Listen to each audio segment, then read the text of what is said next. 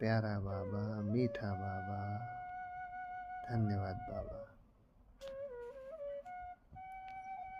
आज हम सुनते हैं अव्यक्त बाप दादा के महावाक्य। 21 अप्रैल 1973 की वाणी है। बाबा ने कहा, अभी स्नेह की लेन देन करो। जो भी सामने आवे, संबंध में आवे, तो स्नेह देना और लेना है। इसको कहा जाता है सर्व के स्नेही व लवली। ज्ञान का दान ब्राह्मणों को तो नहीं करना है, वह तो अज्ञानियों को करेंगे। ब्राह्मण परिवार में फिर इस दान से महादानी बनो। कौन से दान से? स्नेह के दान से। जैसे गायन है ना, दे दान तो छुट्टे ग्रहण।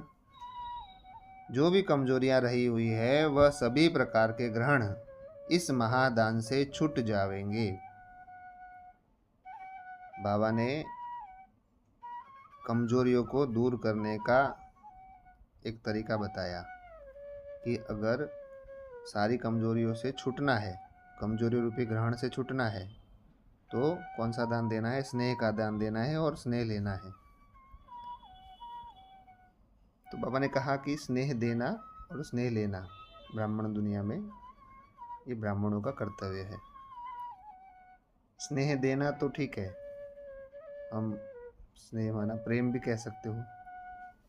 तो स्नेह लेना, अगर कोई ब्राह्मण आत्मा के द्वारा अगर आपको गलत वाइब्रेशन आ रहा है या नेगेटिव वाइब्रेशन आ रहा है, तो आप कैसे स्नेह लोगे? तो बाबा कहते हैं ना, सुख दो और सुख लो। सुख देना तो इजी है, पर सबसे सुख लेना, हर आत्मा से सुख लेना, ये बड़ा ऊंचा पुरुषार्थ है, बड़ी ऊंची स्थिति है। तो स्नेह देना और स्नेह लेना। स्नेह लेना माना कोई कुछ भी आपको दे पर आप उसको लेते नहीं हो। जैसे कोई दुख दे रहा है पर आप उसको एक्सेप्ट नहीं करते हो, आप अपनी मस्ती में मस्त हो, तो उसको कहेंगे आप सिर्फ सबसे सुख ही ले रहे हो। कोई देने की दुख को देने की कोशिश करता है तो भी आप नहीं ले रहे हो। तो वैसे ही हमको सबसे स्नेह ही लेना है। कोई अगर विपरीत भी आपसे चलता है तो आपको उसको एक्सेप्ट नहीं करना है। तो इसलिए उसको कहेंगे स्नेह लेना। और स्नेह देना माना सबको अपना परिवार समझना। जब आप जैसे लौकिक परिवार को अपना समझते हो, उसमें आपको अनिश्चय नहीं आता कि मेरा परिवार है कि नहीं है। वैसे ही ये दैवी परिवार जो है उसको में भी आपको अनिश्चय नहीं आना चाहिए। जितना आप अपने लौकिक भाई, लौकिक बहन, लौकिक मम्मी पापा से स्नेह देते, प्रेम करते हैं, उतना ही आपको अलौकिक परिवार को भी अपना समझना पड़ेगा। तभी ही आप अच्छे पुरुषार्थी बाबा के रतन कहे जाएंगे। तो बाबा ने कहा ब्राह्मणों को दान नहीं देना है, वह तो अज्ञानियों को करेंगे। तो अव्यक्त बाप दादा के जो महावाक्य है उसके लिए बाबा ने कहा था, ये जो अव्यक्त वाणियाँ हैं वो एक रिवाइज कोर्स है। बाबा ने कहा पढ़ाई तो साकार में पढ़ा ली, ऐसे बाबा ने एक अव्यक्त वाणी में कहा था। माना ये रिवाइज कोर्स है, आत्मा का रियलाइजेशन कोर्स है। माना हमने इतनी वाणियाँ, साकार वाणियाँ पढ़ी, आदि मध्य अंत का ज्ञान जाना, तो हम आत्माओं ने उस ज्ञान से अपनी आत्मा को कौन सी स्टेज तक लेके गए हैं, ये अव्यक्त वाणी दिखाती है। माना अव्यक्त वाणी एक आईना है, हमारे पुरुषार्थ को दिखाने का आईना है कि हम कहाँ खड़े हैं। तो बाबा ने कहा ज्ञान का दान ब्राह्मणों को नहीं करना, वह अज्ञानियों को करना है। ब्राह्मण परिवार में फिर इस दान के महादानी बनो। तो ब्राह्मण परिवार के लिए विशेष बाबा ने बोला कि दान देना है। तो अभी हम जो आपको सुना रहे हैं वो भी तो दान देना हो गया ना, हाँ, वो भी तो ब्राह्मणों को देना हो गया ना। पर जब हम ये जो मुरलियाँ पढ़ते हैं, जो सुना रहे हैं, हमारे मन में एक ही संकल्प होता है, मैं अपना रिवाइज कर रहा हूँ, मैं किसी को सुना नहीं रहा हूँ, मैं अपने आप को ही सुना रहा हूँ, अपना ही पुरुषार्थ बढ़ा रहा हूँ। ये सोच करके ही हम हमेशा पढ़ते हैं। तो ये दान अपने आप को ही दे रहा हूँ। ये जो दान है, ये जो महावाक्य है किसके? ये तो भगवान के हैं।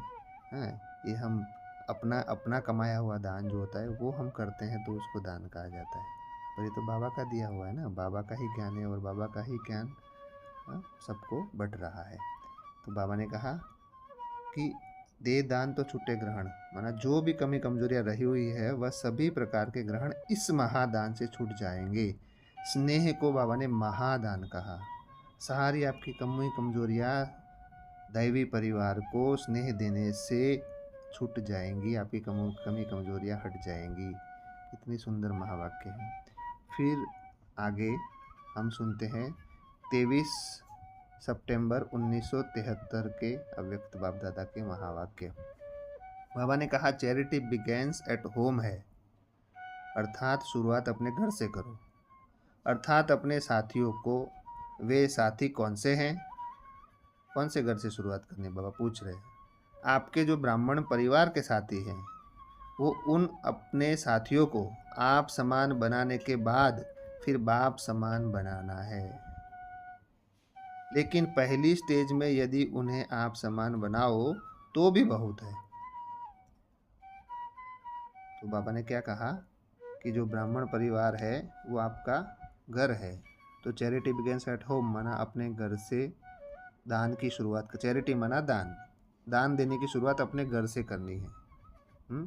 कौन सा दान देने की शुरुआत करनी है? जैसे जिस स्थिति में आप हो, आपके पास जितना भी आपने जो पुरुषार्थ किया है, जैसे किया है, उस पुरुषार्थ की विधि को, सहज विधि को सभी अपने दैवी परिवार में बांटना। तो बाबा ने कहा तो उन अपने साथियों को आप समान बनाने के बाद फिर बाप समान बनाना है। पहले आप समान बनाना है, फिर जब आप हमें लगता है कि हाँ इनकी स्टेज हमारी स्टेज सेम हो गई है, फिर बाप समान बनाने का पुरुषार्थ करना है।